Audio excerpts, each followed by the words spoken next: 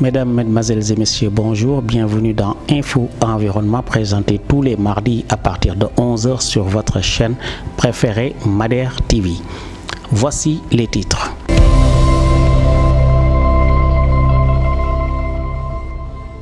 La dissolution du gouvernement intervenue le 6 mars a épargné les départements ayant en charge l'environnement et pratiquement tout ce qui s'y rattache. Nous ferons le point au cours de ce bulletin. La charte pour une pêche durable attire de plus en plus les politiques au moment où la campagne électorale pour la présidentielle bat son plein.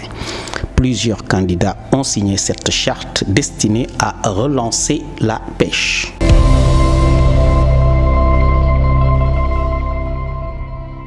Le Conseil des ministres du 6 mars reste marqué par la dissolution du gouvernement dirigé par Amadou Ba, Premier ministre et candidat à la présidentielle de la coalition au pouvoir. La raison officielle avancée à cet effet est la suivante: permettre aux porte-étendards de la mouvance présidentielle de se départir des lourdes charges que lui impose la station primatoriale afin de se concentrer sur sa campagne électorale, laquelle a débuté le 9 et se terminera le 22 mars à minuit. Amadou Ba a été remplacé le même jour par Maître Sidiki Kaba, jusqu'ici ministre de l'Intérieur. Mais il a fallu attendre jusqu'au début de la soirée du 8 pour prendre connaissance de la liste des membres du nouveau gouvernement. Il en sort une équipe resserrée. Les ministres sont à présent au nombre de 34 en lieu et place des 39. Si on la compare à celle précédente, l'on note 6 sortants pour 3 rentrants. Les nouveaux cumuls, appuyés par le rattachement de quelques prérogatives à certains départements, ont joué leur partition. Toutefois, le ministère de l'Environnement, comme ceux ayant une implication nette dans son domaine, n'ont fait l'objet d'aucune modification. Les mêmes acteurs assurent les mêmes fonctions avec les mêmes attributs. D'abord, c'est le cas d'Ali Ndoye qui, d'ordinaire, s'occupe de l'environnement, du développement durable et de la transition écologique. Ensuite, Antoine Félix Diome a toujours la mainmise sur le pétrole et les énergies. Idem en ce qui concerne Pape Sagna Mbaye qui continue d'avoir pour mission la pêche. Enfin, Serigne Mbaye Thiam garde son fauteuil de ministre de l'eau et de l'assainissement. À quelques petites semaines du scrutin désormais fixé au 24 mars 2024, après quelques soubresauts, ce gouvernement est le 10e de Macky Sall et, à moins d'un miracle, le dernier sous son magistère. L'autre particularité de l'actuelle équipe gouvernementale tient au fait qu'elle sera probablement la première de l'histoire politique du Sénégal à exercer au-delà de la fin officielle d'un mandat présidentiel, surtout en cas de second tour. La cause, la retentissante interruption momentanée du processus électoral intervenu le 3 février. En effet, en vertu de l'article 36 de la Constitution qui stipule dans son controversé alinéa 2, je cite, le président de la République reste à son poste jusqu'à l'installation de son successeur. Fin de citation. Ceci explique sans doute cela. L'environnement et la politique, nous y sommes et bien nous y restons. La coalition Diomaye Président est la 5e du genre à parapher la charte pour une pêche durable. La cérémonie de signature a eu lieu le 8 mars et elle s'est déroulée en la circonstance au lieu habituel, la maison des pêcheurs de Ouakam. Unique candidat à se trouver présentement en prison, Diomaye Faye était représenté par une délégation dirigée par Mamadou Lamine Dianté,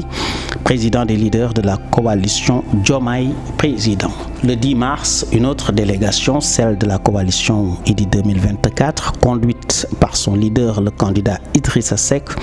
a inscrit la 6e signature au bas de cette charte. Élaborée par plusieurs associations et acteurs s'afférents à la pêche, cette charte, nous avons eu l'occasion de vous en dire davantage lors de nos bulletins précédents, comporte des engagements au nombre de 13 et qui convergent tous vers un point commun, la rapide restauration de notre environnement marin. L'objectif visé par les initiateurs de la charte est d'arriver à y faire apposer 19 signatures, soit le total des postulants à la magistrature suprême du scrutin prévu le dimanche 24 mars 2024.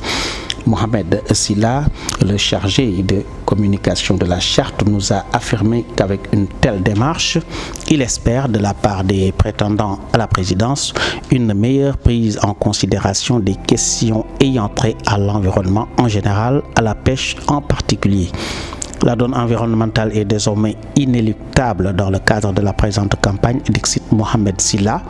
avant d'ajouter que d'autres candidats seront bientôt au rendez-vous. Fin de votre rendez-vous avec Info Environnement. Merci d'avoir suivi. À mardi prochain.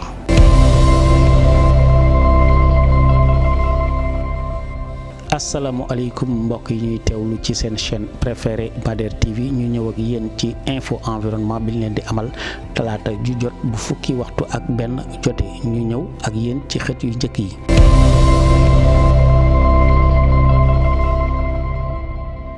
tas bi ñu tas gouvernement bi juróom benn fan ci weeru mars bi ñu génn liñ ci nemmeeku nag mooy ministère de l'environnement maanaam ki yore aalam gi moom kenn laalu ko moom ak ña nga xamante ni bii daanaka seen liggéey dafa duggante bu baax a baax ci ministère yi. charte pour une pêche durable mu di këyit boo xamante ni bii nappkat yi ñoo ko xaatim bëgg ñëpp ñi nga xamante ni bii ay way politique la ñu te di daagaan baatu askan wi fi mu ne nii ñu daal di ñëw signé ko ba bis bu ñu yégee napp gi gën a tegu ci yoon loolu nag li ñu nemmeeku mooy ni semaine bii ñu génn ñaar ci candidat yi jaar nañ fa signé ko.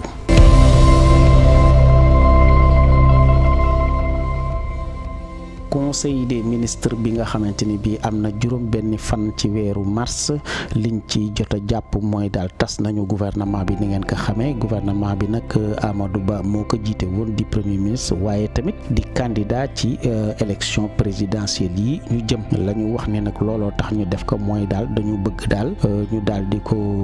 wàññil ay charge ndaxte jiite gouvernement dafa métti bu ko defee ñoom moom mën a jublu bu baax a baax ci li nga xamante ni bi mooy campagne électorale bi campagne boobu nag mi ngi door juróom-ñeenti fan ci weeru mars war a jeex ñaar fukki fan ak ñaar ci weeru mars ba tey bu min mi daal di jotee Amadou Ba nag ca bés ba la ñu ko remplacer ak ki ñu nga xamante ne bii ñu nga naan ko maître Sidiki Kaba moom nag di woon jëwriñ ministre de l'intérieur maanaam yore biir réew mi ci gouvernement boobu nga xamante ni bii amatul waaye nag teg nañ ca ñaari fan ngir ñu mën a xam